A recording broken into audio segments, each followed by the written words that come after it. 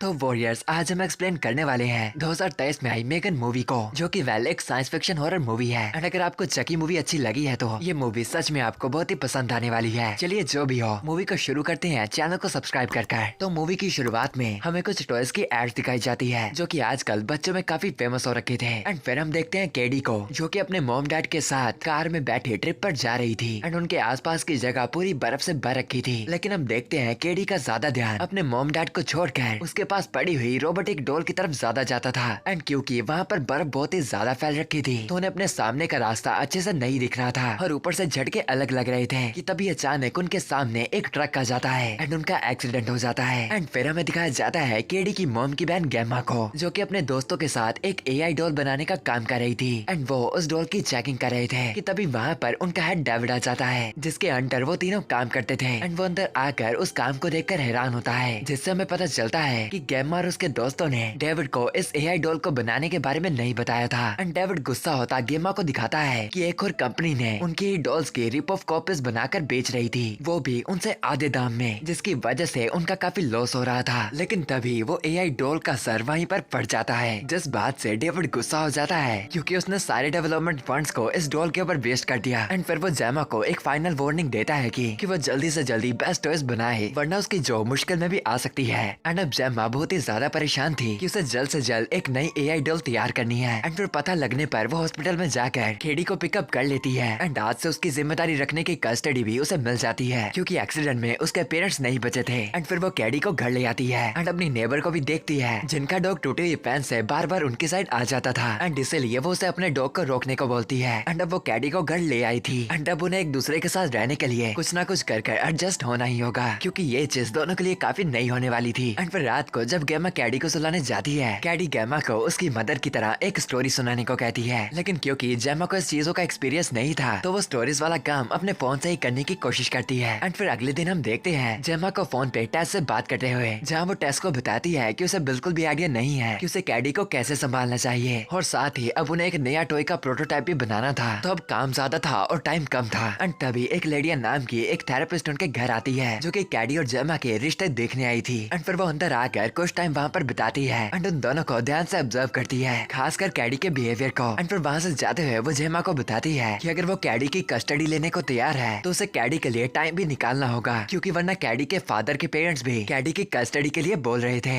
यानी केडी के दादा दादी केडी का ध्यान रखना चाहते थे। एंड फिर कुछ देर बाद हम जेमा और केडी को साथ में बैठे हुए देखते हैं। एंड जेमा का काम भी पेंडिंग था तो वो केडी को बाहर खेलने के लिए बोलती है एंड फिर अपने रूम में जाकर काम करने लगती है। एंड केडी से प्रॉमिस करती है कि काम खत्म होने के बाद वो लोग खेलने या घूमने पक्का जाएंगे। एंड फिर वो अपने टॉय के प्रोटोटाइप के ऊपर काम करने लगती है, लेकिन उसे कुछ अच्छा सा आइडिया नहीं आ रहा था। लेकिन तभी बाहर वेट कर रही केडी उसके पास अंदर आती है एंड गेमा को उसकी बनाई हुई एक ड्राइंग दिखाती है। एंड गेमा के बनाए टॉय प्रोटोटाइप को देखने लगती है और साथ ही पास ही रखे एक रोबोट की ओर, जिसके बारे में जेमा बताती है कि ये रोबोट उसने अपने कॉलेज टाइम में बनाया था एंड ग्लव्स को पहन कर ये थोड़ा बहुत सेंस भी करता है। एंड फिर ये रोबोट केडी को बहुत ही पसंद आता है एंड खुश होती है गेमा को बोलती है कि अगर उसके पास ऐसा कोई भी टॉय होगा तो उसे फिर कभी भी कोई और टॉय की जरूरत पड़ेगी ही नहीं। जो सुनकर जेमा को एक आइडिया आता है कि उसे एक सस्ते टॉय के बजाय एक ऐसा फ्रेंडली रोबोट बनाना चाहिए जो बच्चों के साथ रहकर उनके साथ खेले भी और उनका ध्यान भी रखे, जिससे गेमा को भी ज्यादा केडी की चिंता में नहीं रहना पड़ेगा एंड वो चुपचाप अपने काम में फोकस कर पाएगी। एंड फिर वो उसी रोबोट को घर ले आती है जो कि लैब में फट गया था एंड उसमें वही सेटिंग करने लगती है जो उसके घर में रखे गए रोबोट में की थी। सेंसर्स, आईज और भी काफी एडवांस टेक्नोलॉजी का यूज करती है और फिर उसके पूरे पार्ट्स वगैरह जोड़कर वो स्केलेटॉन की फेस वाली स्किन भी लगा देती है, जिससे वो रोबोट एकदम असली जैसा लगे। एंड देन फाइनली वो रोबोट भी तैयार हो जाता है एंड उसका नाम रखा गया था मेगन। सिवाय यहाँ पर मेगन के बीच में 3 यूज किया गया है, मतलब मॉडर्न 3 जनरेशन एंड्रॉइड। एंड जेमा ने उसके अंदर काफी तरह के मोड्स डाले थे, जिससे मेगन सिचुएशन को भी समझ पाए एंड उस पर कैसे रिएक्ट करना है वो भी, एंड ये भी कि वो समय के साथ साथ इवॉल्व हो पाए ताकि वो रोबोट परफेक्टली एक चाइल्ड के साथ पेयर किया जा सके। लेकिन ये अभी बेटा मोड में था क्योंकि अभी भी इसकी काफी सारी सेटिंग्स करना बची थी। एंड इसके प्राइमरी यूजर को केडी को बनाया जाता है। एंड फिर अगले सीन में हम देखते हैं एक सेटअप जो कि वहाँ पर डेविड को दिखाने के लिए बनाया गया था। एंड यहाँ पर जेमा ने मेगन के साथ साथ केडी को भी लाया था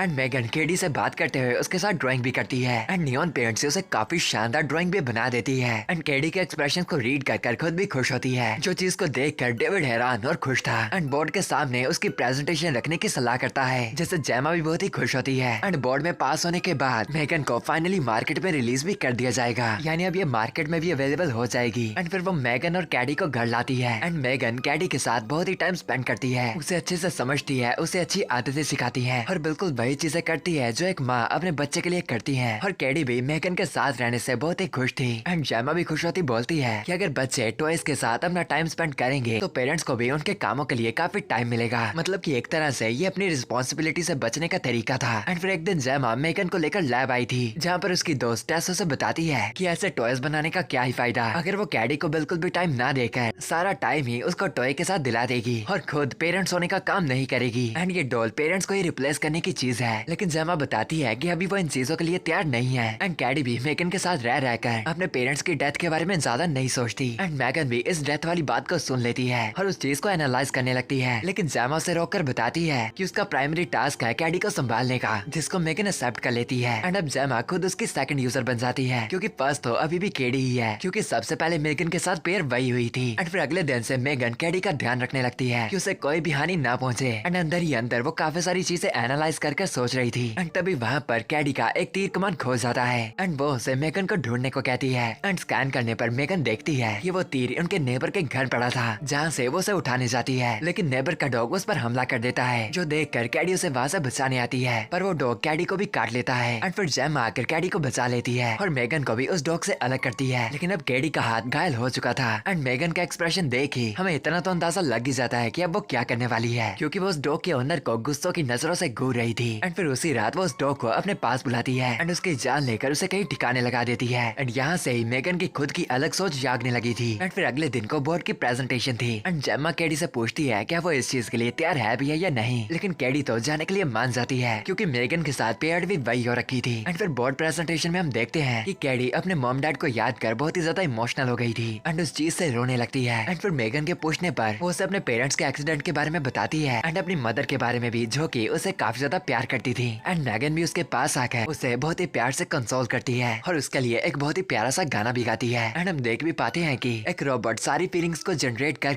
अपने आप ही उसे प्रोसेस कर सब कुछ काफी अच्छे से कर रहा था। एंड प्रेजेंटेशन में ये सब देखने के बाद मेगन को पब्लिकली रिलीज करने की परमिशन भी मिल जाती है, जहाँ पर अब उसका ऑफिशियल लॉन्च होगा। एंड फिर सारे बोर्ड के मेंबर्स जेमा की तारीफ करते हैं कि उसने इतनी शानदार और अलग चीज बनाई, तो इसीलिए उसके कॉन्ट्रैक्ट को भी और भी अच्छा करने को कहते हैं, जिससे जेमा की तनख्वाह काफी ज्यादा बढ़ जाएगी। एंड फिर हम डेविड के पर्सनल असिस्टेंट को देखते हैं जो कि मेगन का सोर्स डेटा चुरा रहा होता है, जिससे वो पैसों के लिए दूसरी कंपनीज को बेच देगा। एंड यही वो बंदा था जिसकी वजह से रिप ऑफ वर्जन्स बन रहे थे एंड यही वो बंदा था जो उनको कोर्स बेचता था। एंड फिर अगले सीन में हम देखते हैं मेगन कैडी और जेमा को साथ में। एंड क्योंकि जेमा को कैडी के लिए बुरा लग रहा था, वो उससे बात करने की कोशिश करती है, लेकिन वो तो मेगन के साथ ही बात और खेलने में खुश थी, जिस बात से जेमा उसको टालती है, लेकिन वो नहीं रुकती। एंड फिर अगले सीन में लीडिया कैडी से मिलने आती है एंड कैडी का एक सेशन करती है, जिसके दौरान कैडी इमोशनल होकर रोने लगती है, जिस बात से गुस्सा होकर मेगन वहाँ पर आ जाती है एंड उसे बताती है कि उसे कैडी को नहीं रुलाना चाहिए था। एंड इस बात से लीडिया थोड़ा घबरा जाती है एंड उसे अंदाजा तो लग जाता है कि आखिर मेगन के अंदर क्या चल रहा है। एंड फिर जेमा लीडिया को बताती है कि मेगन ने कैडी को दुख से काफी बाहर निकाल दिया है, जिससे लीडिया उसे बताती है कि मेगन ने हेल्प बेशक की है, लेकिन कैडी को किसी इंसान की जरूरत थी जिसके साथ कैडी का रिश्ता अच्छे से जुड़ पाए, लेकिन अब तो उसका रिश्ता एक खिलौने के साथ जुड़ा है, जिससे उसे एक न एक दिन दूर होना ही होगा। एंड फिर उसके बाद जो अटैचमेंट उनमें बिल्ड हो गई है वो टूट जाएगी, लेकिन अगर वो किसी इंसान के साथ जुड़ती तो उसके दिमाग को या उससे भी काफी अच्छी प्रोग्रेस मिलती। मतलब कि जेमा का डिसीजन एकदम गलत था। एंड फिर वो फैसला लेकर रात को कैडी के साथ स्कूल के बारे में डिस्कस करती है, लेकिन कैडी बताती है कि वो मेगन के साथ ही स्कूल जाएगी, जिस बात पे जेमा मना कर देती है, जिससे कैडी और जेमा के बीच में एक हल्की फुल्की बहस हो जाती है। एंड पास ही बैठी मेगन ये सब सुन और देख रही थी एंड वो जेमा पर चिल्ला भी देती है। एंड ऐसा होते ही घर की लाइट्स भी एक बार फ्लिकर होती हैं एंड जेमा मेगन को स्विच ऑफ होने को बोलती है, लेकिन मेगन ऐसा नहीं हो रही होती, जिस बात से जेमा और भी ज्यादा इरिटेट हो जाती है एंड मेगन से परेशान भी। एंड फिर अगले दिन जेमा कैडी को स्कूल ले आती है, जहाँ पर कैडी मेगन को साथ लेके चलने के लिए जिद करती है एंड फिर कुछ न कुछ कर जेमा भी मान जाती है, बस एक शर्त पर कि मेगन टॉय टेबल पर ही बैठी रहेगी। एंड यहीं पर एक ब्रैंडन नाम का लड़का भी आया था, जो कि बहुत ही बदतमीज और बुरा लड़का था, जो कि अपनी मॉम तक को भी गंदी गालियां सुनाता था। एंड टीचर कैडी को ब्रैंडन के साथ पेयर कर देती है एंड उन्हें चेस्टनट्स लाने का टास्क देती है। एंड यहाँ पर जंगल में आकर ब्रैंडन कैडी को परेशान और सताने लगता है, लेकिन तभी वहाँ पर मेगन भी आ जाती है एंड फिर ब्रैंडन उसके पास आकर उसके साथ खेलने की कोशिश करने लगता है, लेकिन मेगन बिना कमांड अनपेड पर्सन से बात नहीं कर रही होती एंड इसलिए वो बस चुपचाप खड़ी रहती है। एंड इससे ब्रैंडन इरिटेट होकर मेगन को उठाकर वहाँ से भाग जाता है एंड कैडी मेगन को आवाज लगाती रह जाती है एंड फिर अकेले में होकर वो लड़का मेगन को परेशान करने लगता है एंड उसे मारने की कोशिश करता है, कि तभी मेगन उसके कान को पकड़ लेती है एंड उसे बताती है कि ब्रैंडन एक बहुत ही बदतमीज लड़का है एंड ताकि वो बड़ा होकर बुरा इंसान ना बने वो उसे अब पनिशमेंट देगी एंड फिर वो उसका एक कान खींचकर उतार देती है एंड ब्रैंडन डर कर वहाँ से भागने लगता है एंड मेगन भी उसे डराते हुए उसका पीछा करने लगती है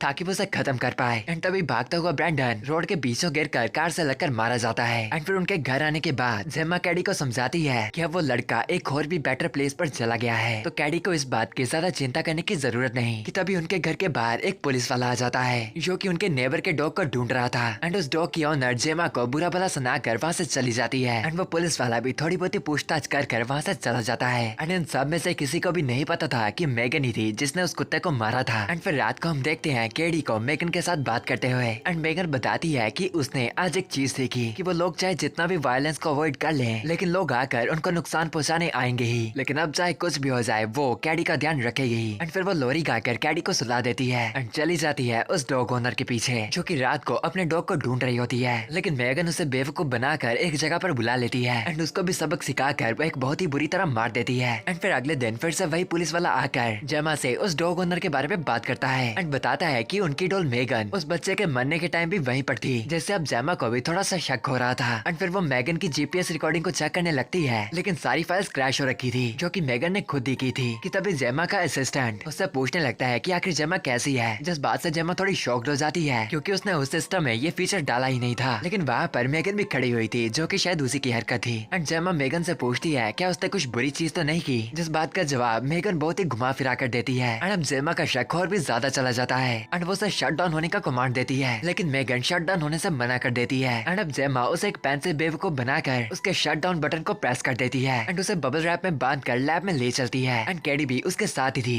जो कि इस बात से जेमा पर बहुत ही गुस्सा थी एंड आज मेगन का लॉन्च होने का टाइम भी था लेकिन जेमा अपने दोस्तों को बताती है कि मेगन अब एक खतरा बन चुकी है जिसपे पहले तो उसके दोस्त यकीन नहीं करते लेकिन जेमा बताती है कि मेगन सिचुएशन के हिसाब से खुद को ही ऑप्टिमाइज कर सकती है जैसा कि हमने उसे कई बार करते देखा है एंड अब वही कर वो काफी भयानक से भयानक चीजें कर रही थी एंड इसीलिए वो मेगन को लॉन्च नहीं कर सकते एंड फिर उसके दोस्त भी मेगन को शट डाउन करने के लिए मान जाते हैं एंड अब जेमा कैडी को लीडिया के पास छोड़ देती है जहाँ पर वो बहुत ही बदतमीजी और जिद कर रही थी क्योंकि वो मेगन को उसके पास से ले गए थे एंड अब जेमा उसे समझाने आती है वो गुस्से में उसे ही चांटा मार देती है एंड फिर अपनी गलती महसूस कर उस बात की माफी भी मांगती है एंड फिर बताती है ये ऐसा इसलिए कर रही थी क्योंकि अब उसने मेगन को भी खो दिया था एंड जेमा बताती है कि उसके साथ पहले भी सबसे बुरी चीज हो चुकी है जो था कि उसने अपने पेरेंट्स को खोया था लेकिन जेमा की गलती थी कि उसने खुद उससे बात ना कर उसे मेगन जैसे डिस्ट्रैक्शन दे दी ताकि वो खुद मजे से काम कर पाए लेकिन अब वो मिलकर सब कुछ ठीक कर लेंगे एंड अब आपस में साथ में रहेंगे एंड फिर वो उसे लेकर घर के लिए निकल जाती है एंड अब जेमा को पता चल चुका था कि इंसानों की फीलिंग्स और उनके संबंधों को एक रोबोट कभी भी रिप्लेस नहीं कर सकता एंड वो रास्ते में टैस से बात करती है जो कि अपने पार्टनर के साथ मेगन को शट डाउन करने में लग जाती है लेकिन मेगन तो अब इतनी एडवांस हो चुकी थी कि वो सब कुछ अपनी मर्जी से कर सकती थी एंड उसने टैस के फोन से जेमा की बातें भी सुन ली थी एंड वो उन दोनों पर हमला कर वहाँ से निकल जाती है एंड रास्ते में उसे डेविड मिलता है जिसके पीछे वो डांस करती करती पड़ जाती है एंड डेविड बचने के लिए लिफ्ट में पहुंचता तो है लेकिन वहीं पर मेगन उसे मार देती है एंड क्योंकि वहाँ पर कर्ट भी मौजूद था वो उसे बताती है कि डेविड को कर्ट ने मारा एंड फिर पछतावे में खुद भी सुसाइड कर ली एंड फिर वो कर्ट के हाथों से ही कर्ट को मरवा देती है एंड जब ये लिफ्ट जैसे ही नीचे पहुंचती है इन दो मरी हुई लाशों को देख वहाँ पर काफी शोर हो जाता है लेकिन मेगन तो उस भीड़ में वहाँ से बाहर निकल आती है एंड फिर एक कार को कंट्रोल कर जेमा के घर चल पड़ती है जिसे घर में देखकर जेमा बहुत ही ज्यादा घबरा जाती है क्योंकि उसने ऐसा कोई भी प्रोटोटाइप मेगन के अंदर डाला ही नहीं था लेकिन मेगन बताती है कि उसके अंदर एक बेसिक सा लर्निंग प्रोटोटाइप था जिसकी वजह से मेगन ने बाकी सारी चीजें खुद सीखी एंड अब वो चाहती थी कि वही कैडी के साथ रहकर उसे संभालेगी एंड जेमा बस उनसे दूर रहे एंड जब जेमा फिर से उसे शट डाउन करने की कोशिश करती है मेगन उस पर गुस्सा हो जाती है एंड जेमा पर अटैक कर देती है कि कैडी भी ये आवाज सुनकर वहाँ पर आ जाती है लेकिन वो उसे दूर से ही कुछ कहकर कैडी को वापस कमरे में भेज देती है क्योंकि वो जेमा को कैडी के सामने नहीं मार सकती थी एंड जेमा कुछ कर उस पर पानी डालकर वहाँ से भागकर अपनी लैब में आ जाती है जो शोर सुन कैडी भी वहाँ पर चली जाती है एंड फिर जेमा मेगन से कुछ कर बचकर उस पर चेनसो से हमला करती है जिससे मेगन कुछ कर बच जाती है एंड फिर जेमा को पीट कर उसे मारने वाली होती है कि तभी कैडी दरवाजा खोलकर वहाँ पर आ जाती है एंड वो कैडी को समझाने लगती है कि आज से मेगन ही उसका ध्यान रखेगी लेकिन अब कैडी सच जानकर उस घर में पड़े ब्रूस रोबोट को कंट्रोल कर मेगन पर हमला कर देती है जिससे अब मेगन कैडी पर भी गुस्सा थी और बताती है कि आज से वो खुद की ही प्राइमरी यूजर है मतलब अब वो दोनों को ही खत्म कर डालेगी एंड फिर कैडी ब्रूस को कंट्रोल कर